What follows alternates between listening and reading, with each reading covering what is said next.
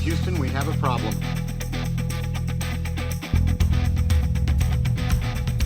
Give me all you got! But what I do have are a very particular set of skills. Give me back my gun! I didn't kill my wife! I don't care!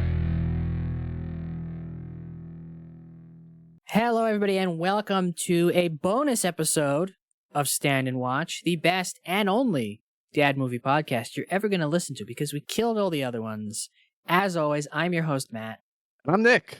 And, yeah, it's our first ever bonus episode. I know you're very excited, Standees, and I know you especially, Steve Buscemi. I'm kind of nervous about it. This is the first time where I'm going to say something on the episode, and maybe it'll get misconstrued, or, maybe it'll be something that's unpopular, and then I immediately will get the reciprocation. I'll get the heat instead of having to wait 5 weeks and then not caring about what I said. I mean, to be fair, this will come out in a couple of days, and by then, it's old news. The tariffs are back on. Yeah. The tariffs are back off. They're Something's on, gonna they're happen. off. Something's gonna happen that nobody's gonna care. Whatever you say, so just go ahead and say that word that you want to say. Well, we're not talking. It's a timeless movie, but it's not a timely movie. So No. it's not like I'm getting on here and being like, Alex Garland's a dirty fence sitter and should pick a side. I'm not doing that. You could say that. You've said that. I think we both said that during Civil War back in season 1.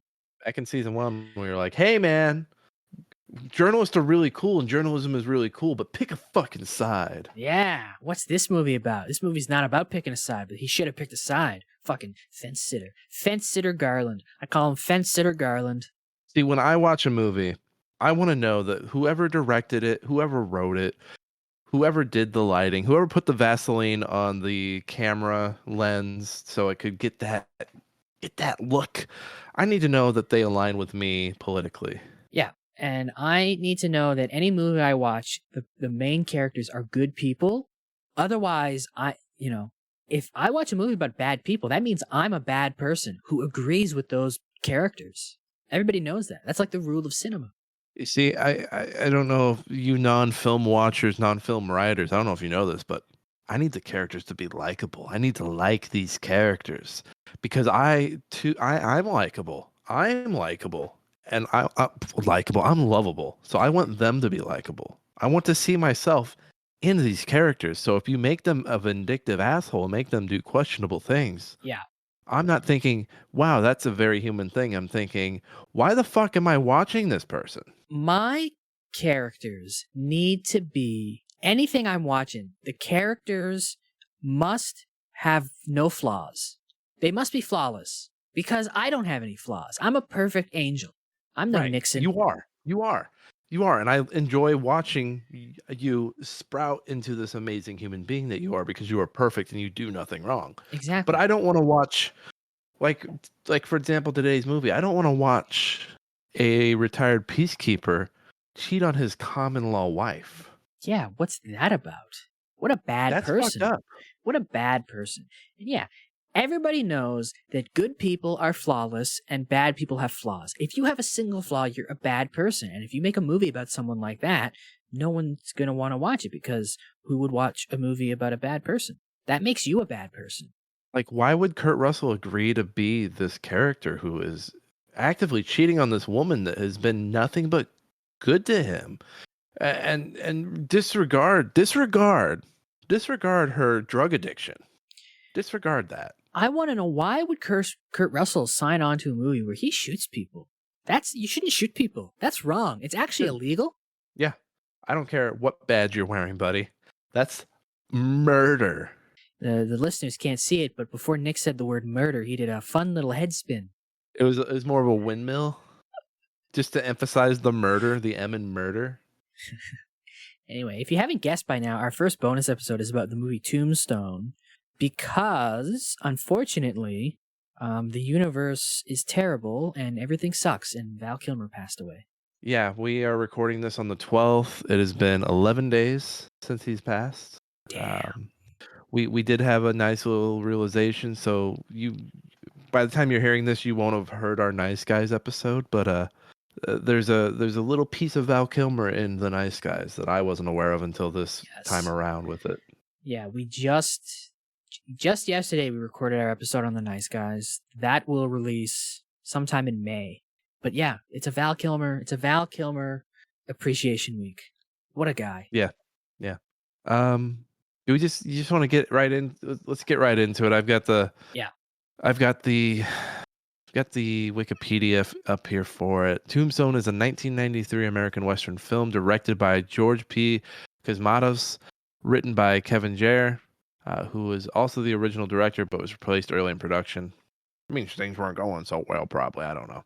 And starring Kurt Russell and Val Kilmer with Sam Elliott, Bill Paxton, Powers Booth, Michael Biehn, and Dana Delaney in supporting roles, and narration by Robert Mitchum. The film is loosely based on real events that took place in the 1880s in southeast Arizona, including the gunfight at the OK Corral and the Earp Vendetta Ride. It depicts several Western outlaws and lawmen such as Wyatt Earp, William Brocchius, Johnny Ringo, and Doc Holliday. Tombstone was released by Hollywood Pictures in theatrical wide release in the United States on December 25th, 1993. What a fucking Christmas, by the way. It grossed $73.2 million worldwide. The film was a financial success, and in the Western genre, it ranks number 16 in the list of highest-grossing films since 1979.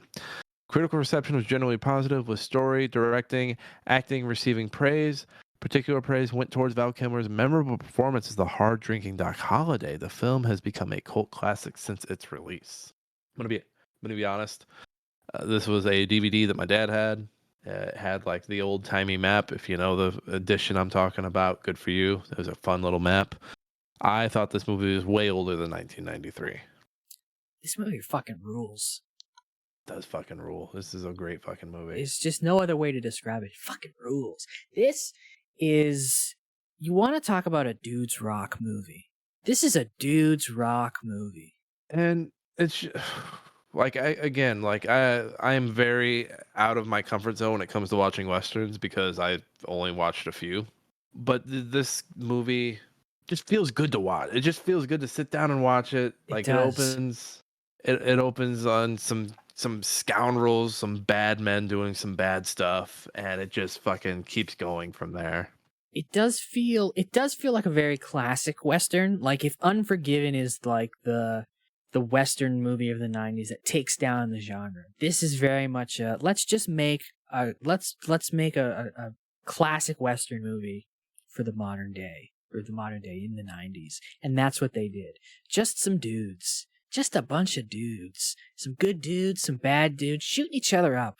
The movie should have ended. The credits should have ended, or began with like a fuck you to Clint Eastwood. Like, fuck you, Clint Eastwood. Did this come out before or after Unforgiven? Unforgiven was 92, right? Was it 92 or 93? I feel like it was 92. Unforgiven. It was 92. Was Unforgiven nominated for any Oscars type stuff? Unforgiven? Did it won Best Picture that year, right? It won Best Picture. No. Hackman won Best Supporting Actor. I don't know if it won anything else. It won Best Picture, Best Director, Best Supporting Actor, and Best Film Editing. Okay. I just find it funny that got all the nominations, and then just a year later, or 2 years later, however those lined up, this gets nothing. No nominations. I mean, what was nominated that year? That was a tough year. I think that was the year of The Fugitive. Yeah. That's the thing. I want to say Val Kilmer should have been nominated for sure. At least nominated, yeah. I don't know if as great as he is, nobody's beaten Jones for The Fugitive. No, yeah, not that year. Yeah. But yeah, this should have been nominated for a bunch of things. Do we want to let's pull up our Letterboxd reviews. I got mine here. This review comes to us from Matt Lynch, who is a Letterboxd pro, who gave Tombstone 4 stars and wrote, "Come for the simple, violent, unreconstructed Western goodness. Stay for the absolutely stacked cast, top line by, that's right, you guessed it, Frank Stallone. Mine comes from Chris Evangelista. Gave it 4 stars and a heart. And this is my second quote letterbox review in a row. But Wyatt Earp is my friend. Hell, I got lots of friends. I don't. That's probably one of my favorite lines from the movie. It's Doc Holliday. Forget who he's talking to. I think he's talking to someone in the posse. Yeah. And Doc is like, "Hey, I ride or die for Wyatt, What a guy. my best friend." And he's it's great. That one quote really says all you need to know about Doc Holliday. Fucking loyal. Loyal to the end. Fucking loyal to the end. What a guy. What a Like, literally scoundrel. loyal to the fucking end. This movie. Do you think there would be a Jack Sparrow with no Val Kilmer's Doc Holliday? No. No, yeah, not at all. I don't think there would either. No, because he's fucking stammering through. Like, it feels like Val was drunk on set this whole movie. Yeah, and there's no way he was. This is just how he played it. He played it really good. Like, what's he dying of? Tuberculosis? Tuberculosis. Yeah. Tuberculosis. Yeah, anytime you get that in a Western setting, it's not. I think that's what the main character in RDR2 dies from too. Yeah, so he's always coughing, sometimes coughing up blood. He's always sweating. He's pale as a ghost. His eyes are yellow. He's always got a big sweat stain right in the up top part of his shirt, on his chest and on his back. And it's just and he's still the coolest guy in the room. He's still showing up. He's still showing up for every like Wyatt's like, "Hey, we're riding out to go avenge my brother." He's like, "All right, I got you." There's one point before the OK Corral where the brothers are like, Wyatt's like, "Why don't you stay back, Doc? You basically you look like shit." And he's like, "I'm kind of offended.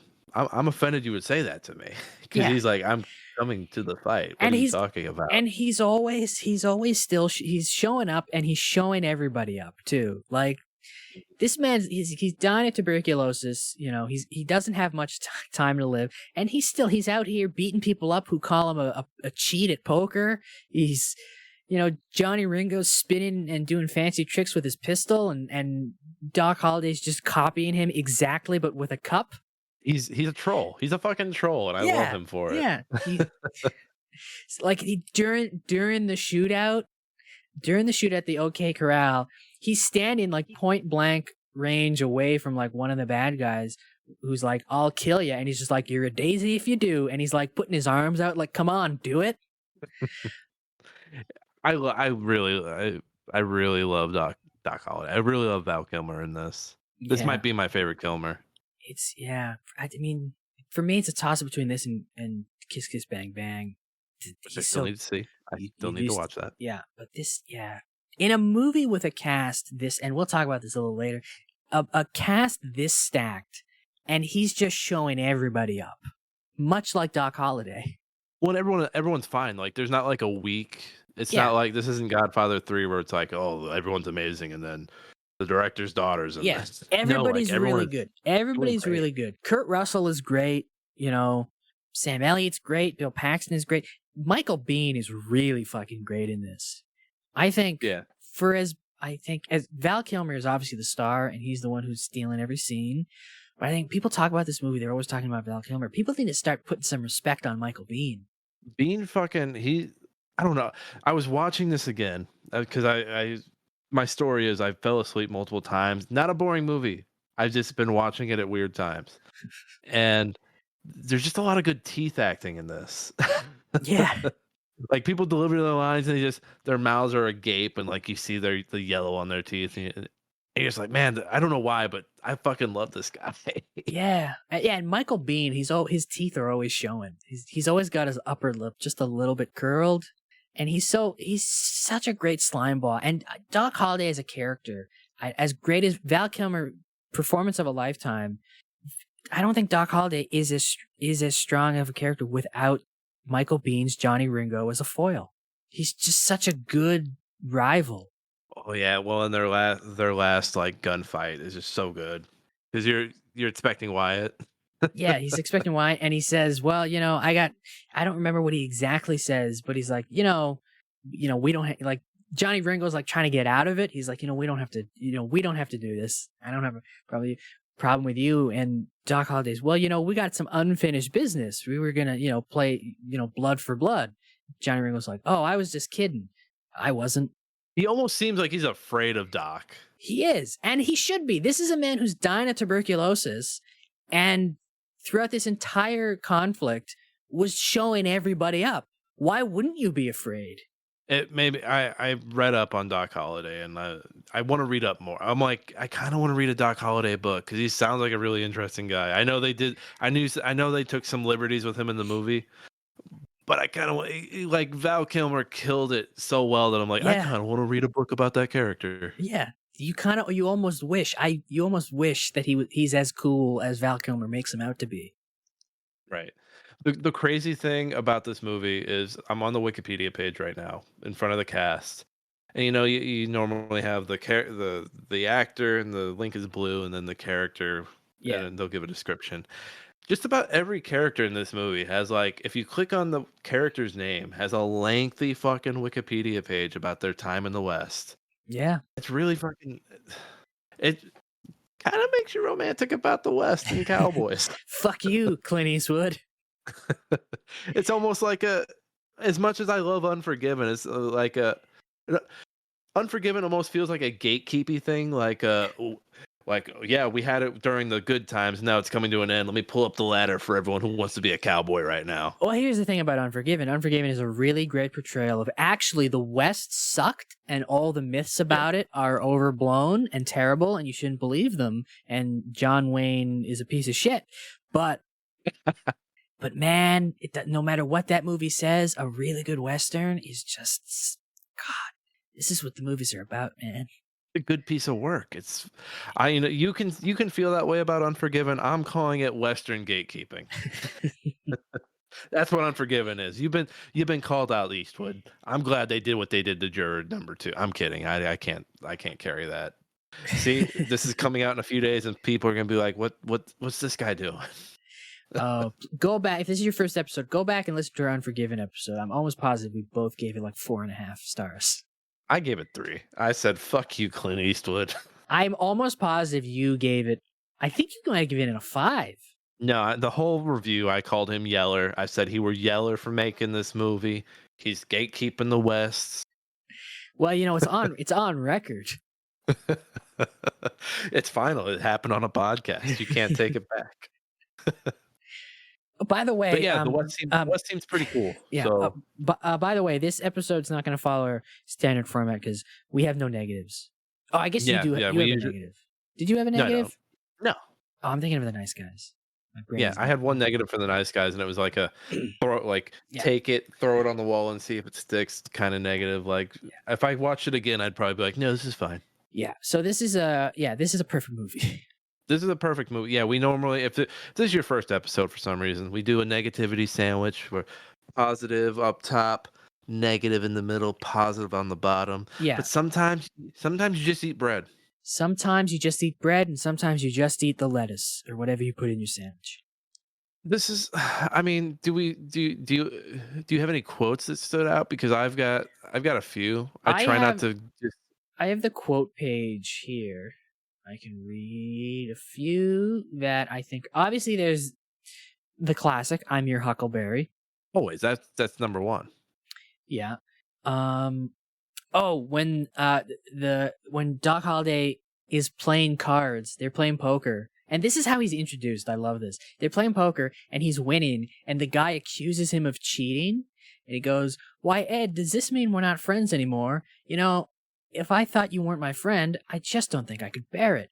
A troll. He's a fucking troll. just taking the piss out of everybody. There's an early line. There's an early line from Wyatt where he chases out the what is he, a poker dealer that's kind of chased everybody out of the bar. Yeah, he chases out Billy Bob Thornton, and they're basically getting an altercation, and Wyatt says, "Jerk that pistol and go to work," because Billy Bob Thornton's just kind of all talk and no action. Yeah, and so I'm just rooting for Billy Bob Thornton to take the pistol. during one of their little I don't remember if this happened like at the OK Corral shootout or before, but like during one of the confrontations with the cowboys, one of the cowboys, I believe it was Thomas Hayden Church. When Doc Holliday comes out, he goes, "You're so drunk you can't hit nothing. In fact, you're probably seeing double." And Doc Holliday takes out a second gun and goes, "I have 2 guns, one for each of you." A lot of these quotes are going to come. They're going to come from Doc Holliday. There's Yeah. the heartfelt one, which I think is kind of a good through line for the film, where Doc is dying on his deathbed, and Doc asks Wyatt, like, "What did you ever want?" And Wyatt's like, "I just wanted to live a normal life." And Doc says, "There's no such thing as a normal life. It's just a life. It's just life. Just get on with it." And I really loved that, because Yeah. the whole movie, Wyatt and his brothers are just trying to. We're just trying to get by. We just want to be normal. We don't want to do any. We're done keeping the peace. We just want to live our lives and make our money and chase our dreams. And the whole movie is them like not being able to do that. So Doc being this eccentric character who's like doing whatever he wants and like just living life to the fullest because he knows he's about to die. Really cool. Really, really cool little through line there at the end. Here's another nice exchange between Doc and Wyatt. Doc goes, "It appears my hypocrisy knows no bounds." And Wyatt goes, "Doc, you're not a hypocrite. You just like to sound like one." Fucking trolls, man. Yeah. And I think that's a good quote to like that. It really shows their relationship. Like, he was a troll, and Wyatt knew he was a troll. Every troll has that one friend who, like, when they're trolling, they're like, all right, get the fuck out of here. Like, the one who can like knows every moment where that man is like serious. They've seen this person serious, and they're probably one of the only people who have seen this person serious. And so it's funny how like they get to see that person just completely fucking troll everybody else. Yeah. They have a nice friendship. I'm trying to find the one because I know you like the one that Kurt Russell shouts after he becomes a deputy. Oh, I want to get it right. So I'm looking. I've got it. Here. Do you want me to do it? Yeah, you do it. You do it. I'll put some vinegar on it. All right, Clayton, you called down the thunder. Well, now you got it. You see that? And then he pulls out the badge. Yeah. And then he goes on. It says United States Marshal. Take a good look at him like Ike, because that's how you're going to end up. Oh, hold on. Let me get to the good part. Cowboys are finished. You understand? I see red sash. I kill man wearing it. So run your cur. Run. Tell all the other curs the law's coming. You tell them I'm coming, and hell's coming with me. You hear me? Hell's coming with me. God, what a movie. That line fucking woke something up into me. There's a great, I really like this line after they kill the 2 cowboys and like they're walking through town and people are like sneering at them, like you did a murder. Johnny Ringo comes out to like start some shit. And they're like, "What do you want, Ringo?" And he goes, "I want your blood and I want your souls and I want them now." He's menacing. He's menacing as shit. Yeah, and the way he says it, and his hair is down, and it's all greasy, and he says it with like just this sinister, like, "I want your blood, and I want your souls." Well, they're mean. Later on, after Morgan's died, when the Earps are leaving, they're fucking getting out of Ford, to use a stereotype. They're leaving Dodge, and they're leaving, and Johnny's sitting there. He's like, "It smells like someone died." Yeah, like oh my god, their brother just died. Leave them alone. They said you win. Yeah, and he says that, "I want your blood, I want your soul," and they're like, listen, Ringo, we don't want no trouble. And he like almost cuts him off. "Well, you got trouble." And yeah, and it's just, this is one of those where you're like, okay, nice cowboys. I said this before, it's a dude's rock movie because it's just 2 groups of dudes just going about their business, and just through the wills of the universe, now they got some beef. I liked the jokes around Doc's condition. So at one point, I think when him and Wyatt meet up for the first time, "How are you?" Doc says, "I'm dying. How are you?" Yeah. I forget who he meets, and the quote doesn't have it here, but Doc says, "Forgive me if I don't shake hands." Just stupid Yeah. little moments calling back to the fact that he's dying. Yeah, he knows it. But and he's a troll. He's such a great troll. Such a great troll. We lost a real one. But yeah, and again, Val Kilmer, the best. But this cast, man, this is one of the greatest collections of just good.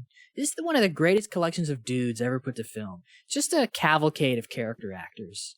Who do we got And here? again, like Val takes the cake here, but Nobody's bad. everybody brings their A game. Everybody's great. We got Kurt Russell, Kilmer, Sam Elliott, Bill Paxton, Powers Booth, Michael Biehn. Fucking Charlton Heston is in this for 5 minutes. He's there. Yeah. Jason Priestley, Stephen Lang, Thomas Hayden Church, Michael Rooker, Billy Bob Thornton's in there for a hot minute. Fucking Frank Stallone. It took me a minute to realize that was Billy Bob Thornton, by the way. I don't know what it was. I don't know if he was younger or if he was more heavy set, but I think it a little bit of both. He was younger. A little bit of both. Yeah. So that's how age works. Then. Yeah, what a cast.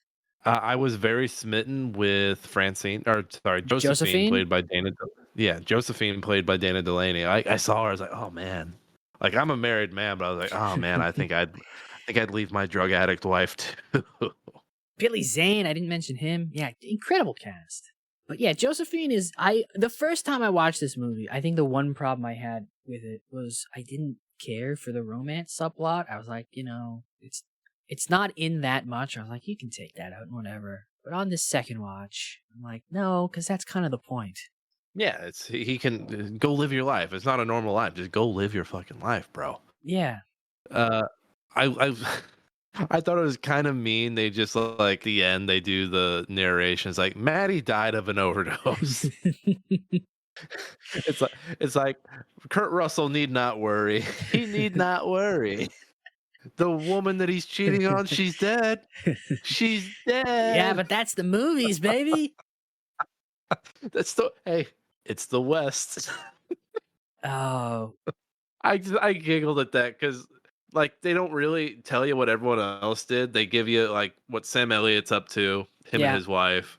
They give you, I think, and then they bring Maddie up, and then they say, "Oh, and then Kurt and what's her name were together for this many years, and then Kurt died, and his casket was carried by these two Western actors, these Western movie stars, one of whom shed a tear." And then the end appears on screen. That's what the movies are all about, man.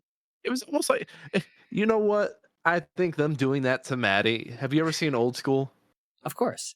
So you know Old School, where the ex-boyfriend is driving his truck and he drives it off the bridge into the principal or into the after he's been fired and he's fishing. Yes. He drives the truck into the river, flattening the dean, killing both characters. I think what they did to Maddie here might be meaner than that. Does she have her own Wikipedia? She does. Maddie Blaylock. Does she really? Did she die of an overdose? Well, let's find out. Jesus. Death on July 3rd, 1888. Blaylock took a lethal dose of laudanum and alcohol. Her death was ruled as a suicide by opium poisoning. She had been using laudanum and alcohol to excess for some time. It is possible she overdosed by accident and died of respiratory depression. The coroner's report of her death. First of all, the fact that they had a coroner back then, amazing. Science. I didn't know science was that far at that point.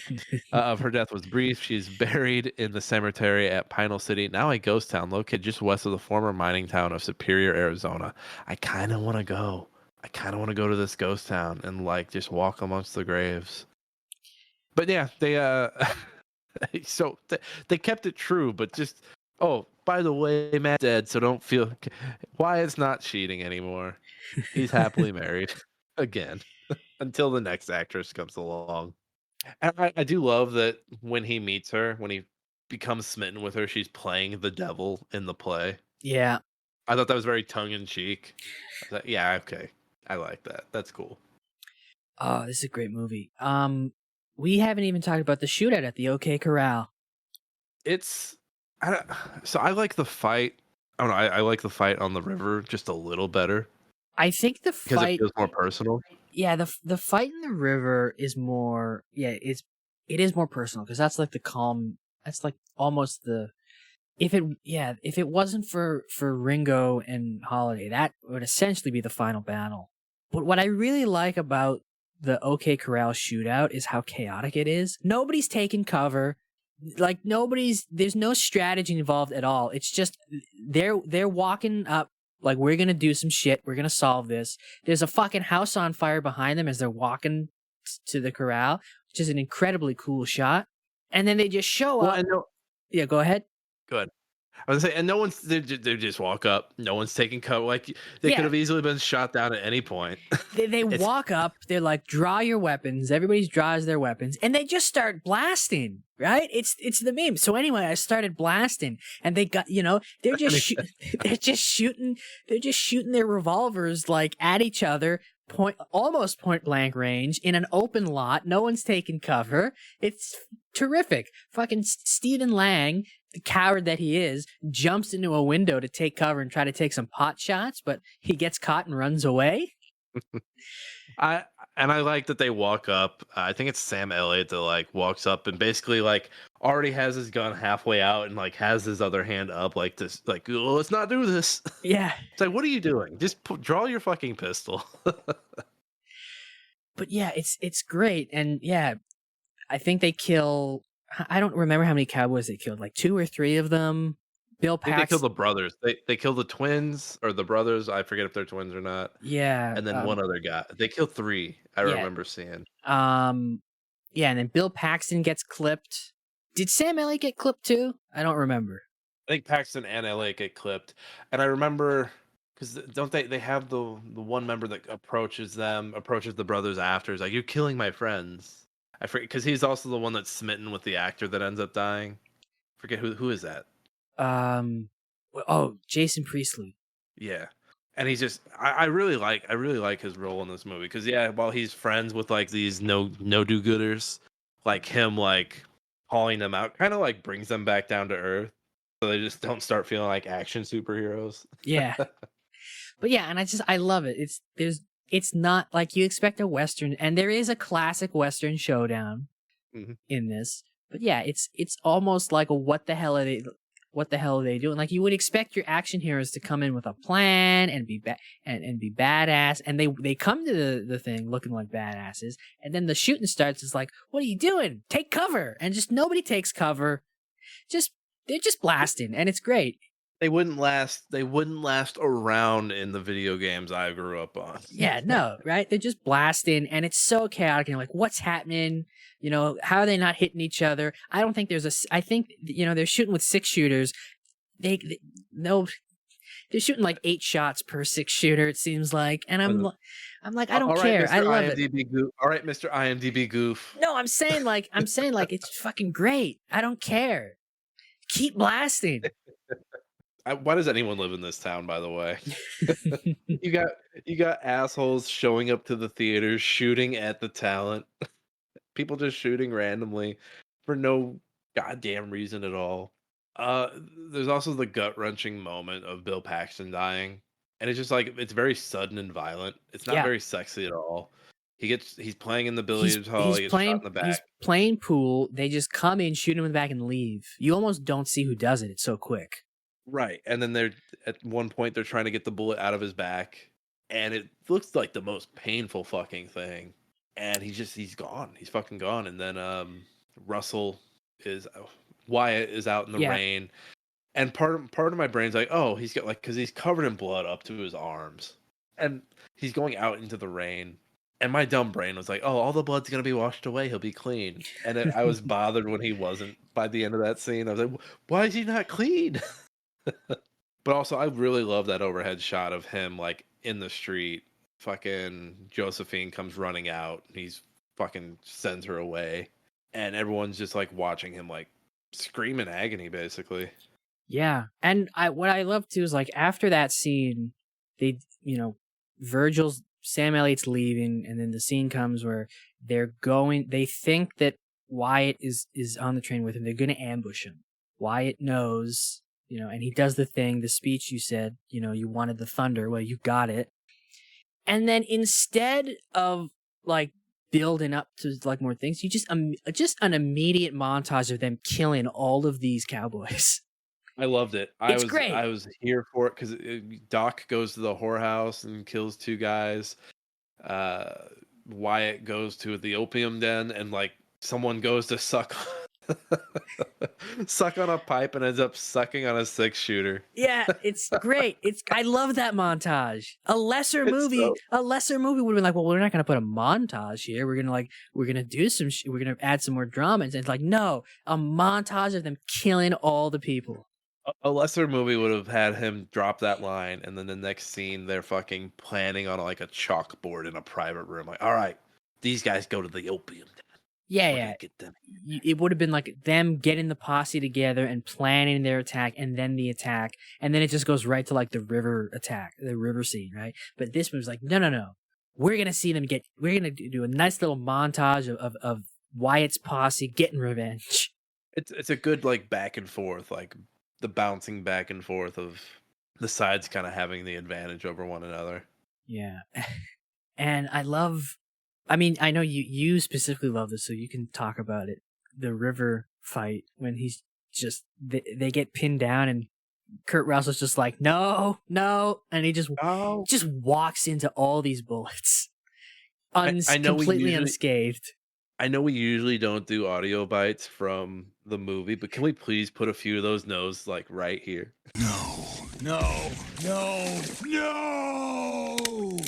I just because I didn't expect that, and he just no. But yeah, they get I'll they find get the pinned clip. down. I'll do it.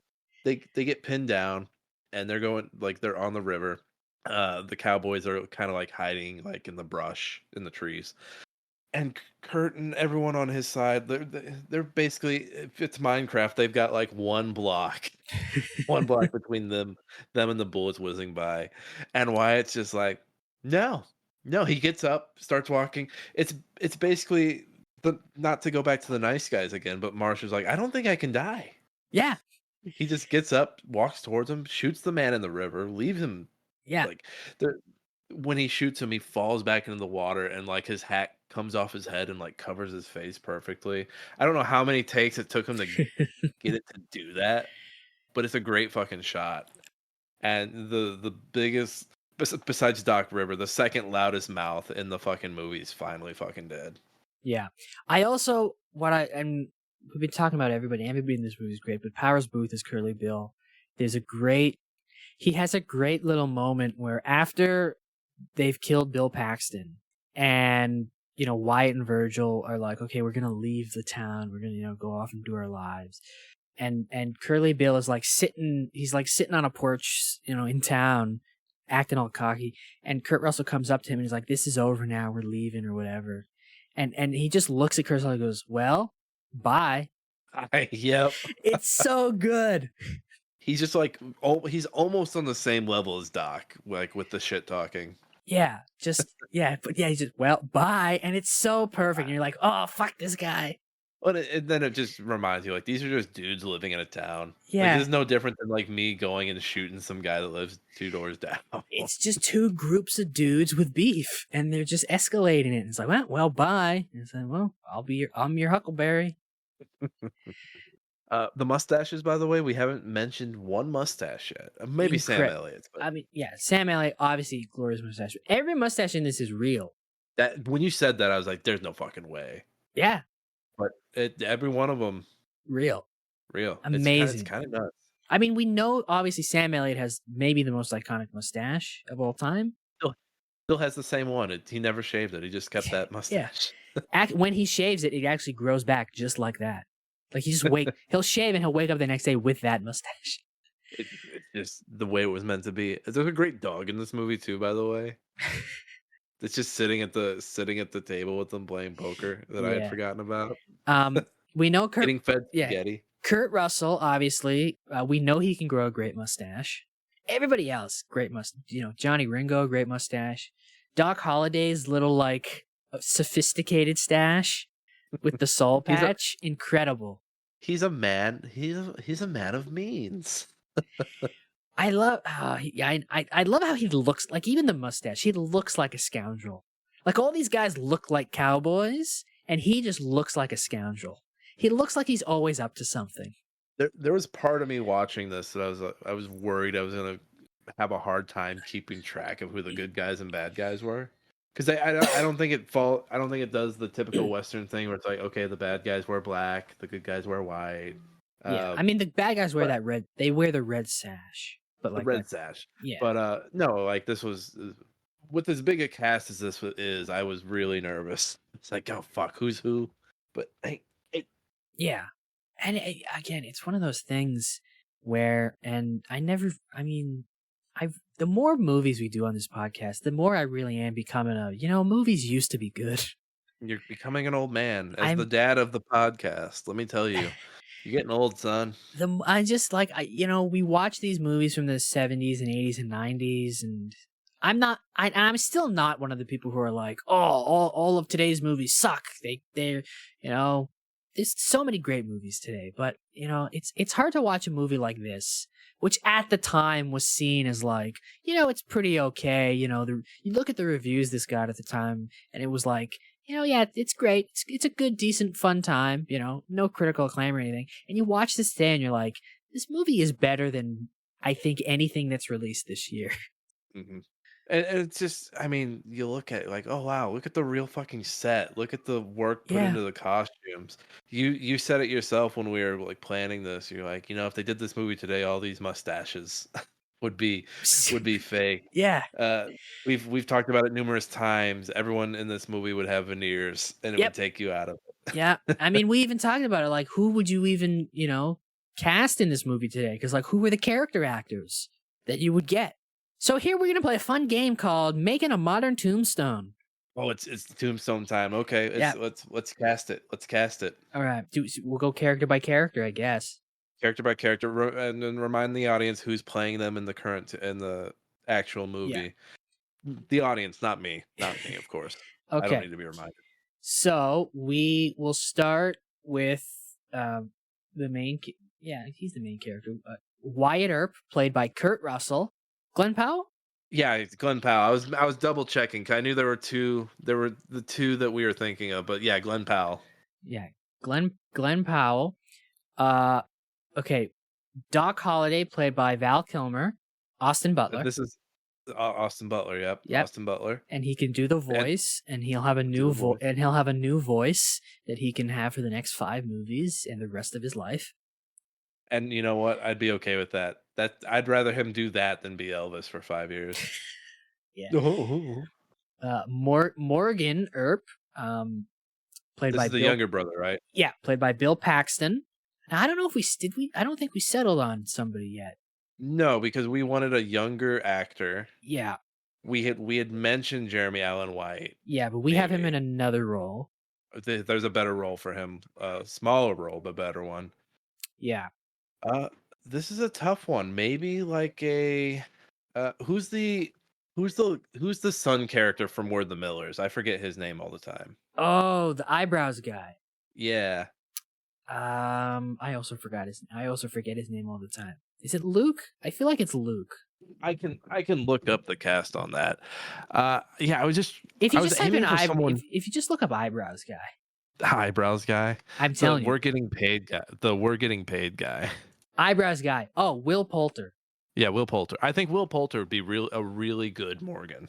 Yeah, I can see it. Okay, we can slot him in. Let's do it. We could always, if we think of someone better, we could swap them out. But that feels good. Yeah. Okay.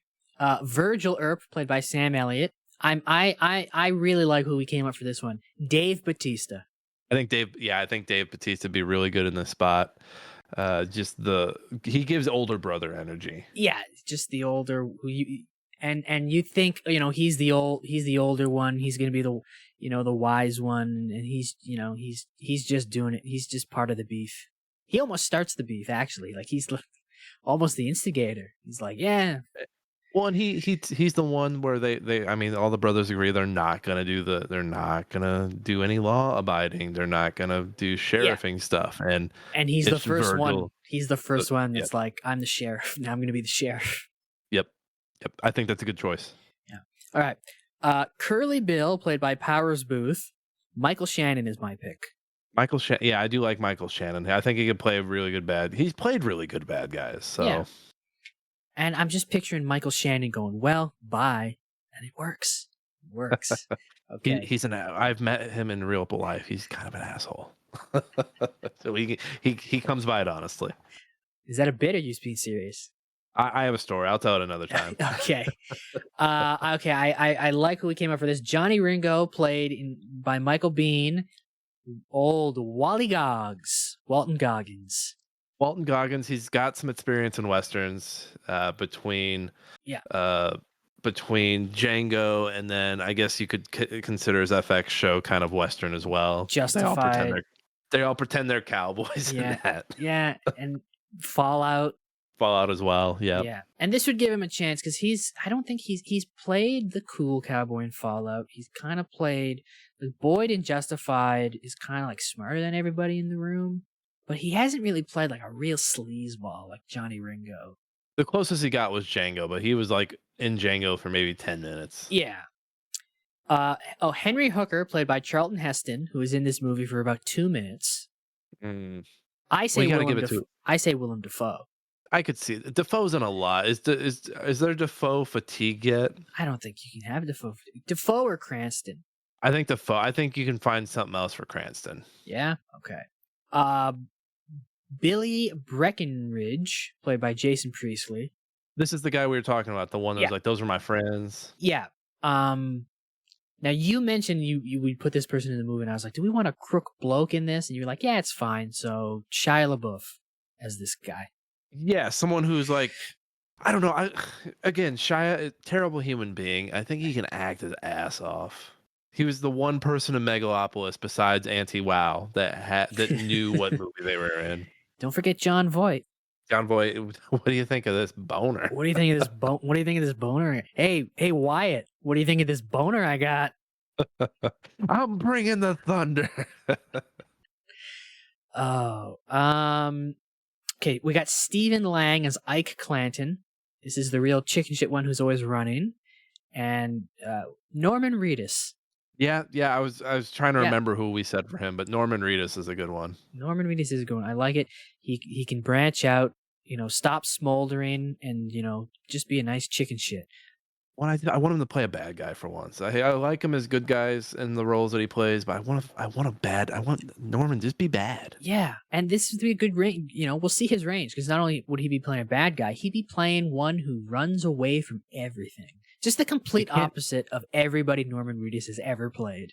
You can't just grunt. You're gonna have to cry in this, Norman. Yeah. Okay, Billy Clanton, played by Thomas Hayden Church. Oof.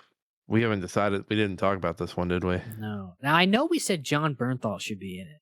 Remind me what this character does. Is this one of the cowboys? This is one of the cowboys. This is the one who says to Doc Holliday that you're probably seeing two of us.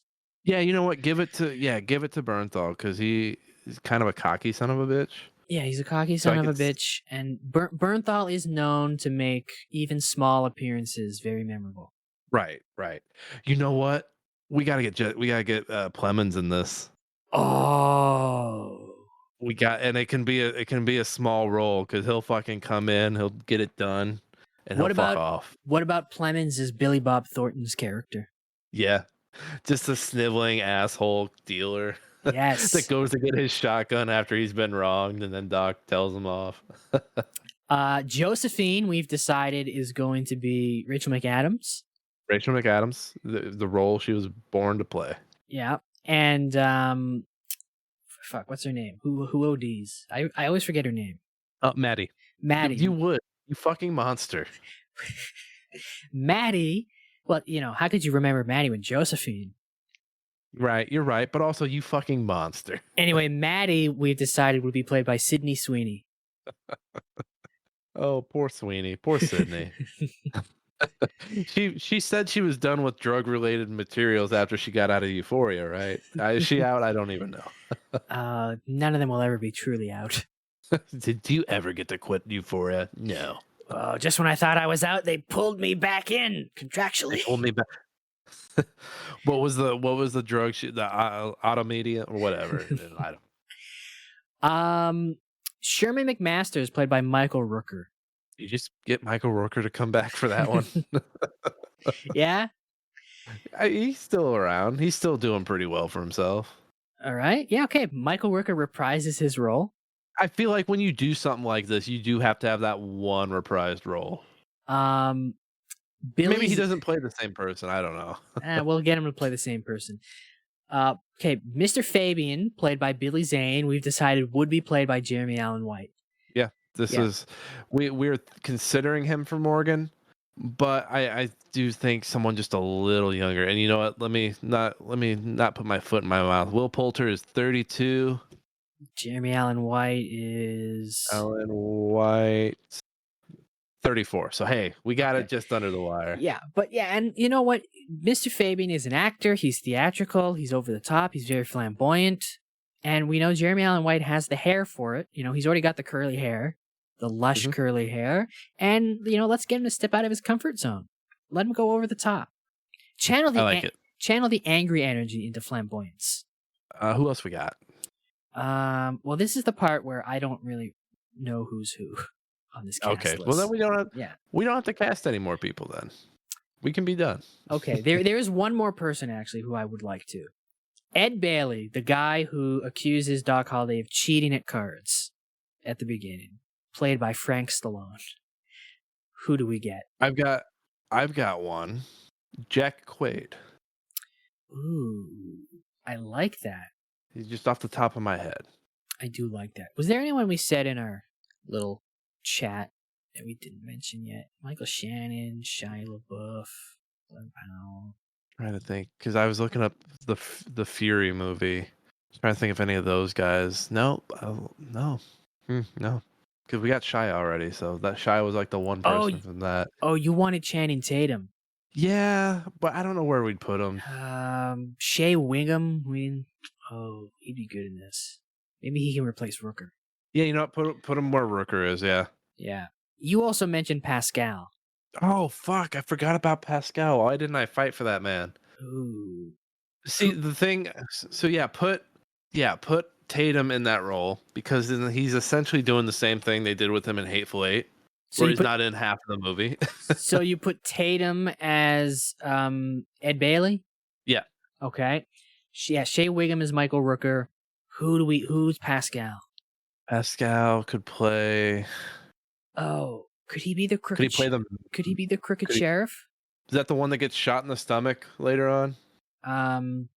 Does he get shot in the stomach? Maybe. Or am I thinking of? I'm thinking of the deputy, I think, or the marshal. You might be thinking of the marshal. I know there's he could be the crooked. He could be the mayor. Yeah, make him the mayor. Okay, Pascal's the mayor. I like that. Yeah, the mayor played by Terry O'Quinn. Okay, so then there is one more we haven't cast yet, by the way. The narrator. Yes, the narrator, who we've decided will be Nick Offerman. That's a good spot for him. He's got the voice for it. He does. All right. We did it. But the problem is... Do you have these all written down? I'm surprised you remembered all these. I don't. Should write these down so we can post them. We can post them on Blue Sky. Here's the problem, though. We have a good cast, but they'd film it in the volume, and all of their mustaches would be fake. Oh, no. Except maybe Pascal.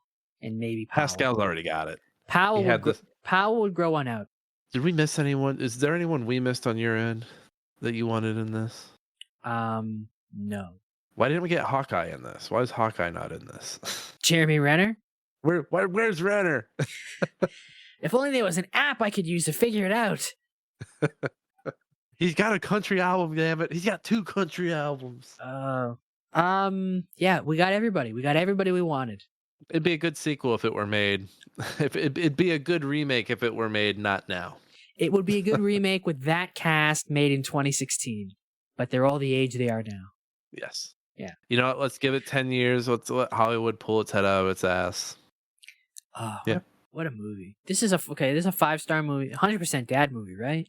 Is this 5-star, 100%. There's no argument there. Yeah. I forgot Terry O'Quinn was. Yeah, I did forget Terry O'Quinn was in this. Yeah, he's like the mayor. it's a blink and you miss it. I completely forgot because he popped up. I was like, "It's Lost." Yeah. John. Yeah. John. Well, he's the mayor. Yeah, So he pops up he pops up a couple times, not a lot, but yeah. but I God. called him Lost. I was like, look, it's Lost." It's Lost.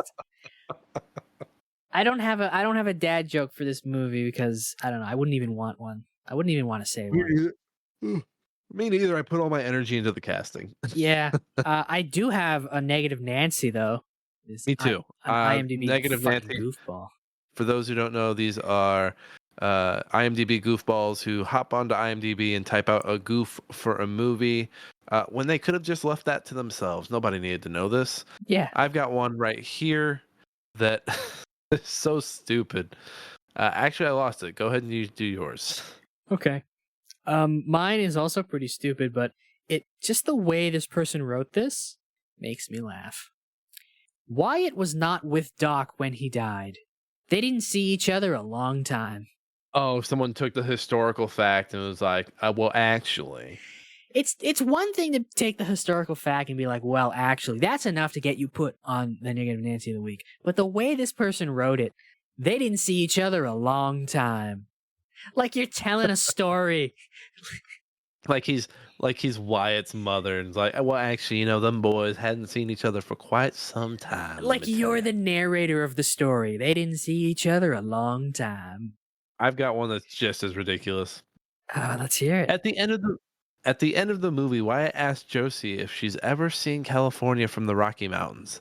This is impossible, since it's around 650 miles at the very least from the Rockies to the California border. It would be roughly equivalent to being able to see Portland, Oregon from San Francisco. Yeah, but No fucking shit. He was speaking in metaphor, you dense fuck. I don't think this person has ever romanced anybody. Honey, he's being romantic. It's the West. The Western expansion is all about romanticism of what is beyond where you are fucking at, you dumb bitch. I hate these geography fucking nerds. I'm still mad about that burn after reading one that was like, there isn't a Starbucks within 3 blocks of the street they're on. You know that person lives on that street they're on and is like, guys, look, I walk this every day. There's no Starbucks. Fucking geography nerds. Fucking hell. Fuck. Is that it? We don't have any. We don't spin the wheel. This is the bonus episode. No wheel spin. This is a bonus episode. I'm gonna release this on a Tuesday, which is right in between both Fridays. So, I don't know what this will be between Vengeance and what do we do after Vengeance? I don't know. Was it the one I missed? No. Was it Looper? It might have been Looper. Let me check. This is the issue with how far ahead we are because I start to forget what was on the wheel. I remember what was on the wheel. I just don't remember what order we did them in. The listeners know because they would have listened to our previous episode in which we spun the wheel, so they know. Unless this is your first time listening, which is I don't know why you pick a bonus episode as your first time listening, but bully for you. This good place to get caught up. Yeah. Standalone. A standalone episode. It is Looper. Good movie. You don't have to keep up with wheel lore at all. You can just hop right in and enjoy this episode. Yeah. But you should keep up with wheel lore because it's fascinating stuff. Yes, Son of Wheel is about to retire, and granddaughter of Wheel will be up next. Yeah. And if you're confused by everything I'm saying, maybe go listen to some Wheel lore. Go listen. Start at episode 1. It's always a good place to start. Let it run. You don't even have to listen. You could die in your chair and just let the episodes queue up. Yeah, just on repeat. So we'll just infinitely get those listens. You'll just be a dead person giving us listens. Same way dead people, scam their way into Social Security. Yeah, a lot of them actually. Yeah, and a shocking number of people who died during the gold rush are collecting Social Security checks. It's happening, folks. Don't let the leftist media lie to you. Wyatt Earp is still collecting the Social Security checks. I know this for a fact. I've seen his tax returns. Yeah, Curly Bill is still collecting Social Security. These men have been dead for years. Your country's lying to you. Yeah, why are we still paying Doc Holliday? You guys are gonna get me sent to El Salvador. You're safe. You're safe. That's true. I'm safe. I live in a civilized society. There's an unmarked van parked outside of my home. Freeze. Okay, we're at the point where we're doing off-air inside jokes on air, so it's time. Always a good sign for a podcast when they're going back to inside jokes that nobody knows anything about. Yeah, so the point is, go listen to the rest of the episodes. Follow us at Stand and Watch. Follow me and Nick individually, but we're not going to tell you how. You got to figure that out for yourself. And then spoiler alert, go watch Sudden Death. Yeah. For no reason at all, but watch Sudden Death and be ready. Go watch Sudden Death anytime between now and the Stanley Cup playoffs. It's in our it's still in our link tree, right? It is. You can go to our link tree, which is linktr.ee/standingwatch, or just go to our Blue Sky account at Standing Watch, and it's right there in our bio. Click that link tree, and the very first link on our link tree is not to the podcast and where you can listen. The very first link is to where you can rent or buy Sudden Death. Go watch it. Yeah. You'll be happy you did. You will. But that's it for the show. And remember, whatever you do, don't tell your mother.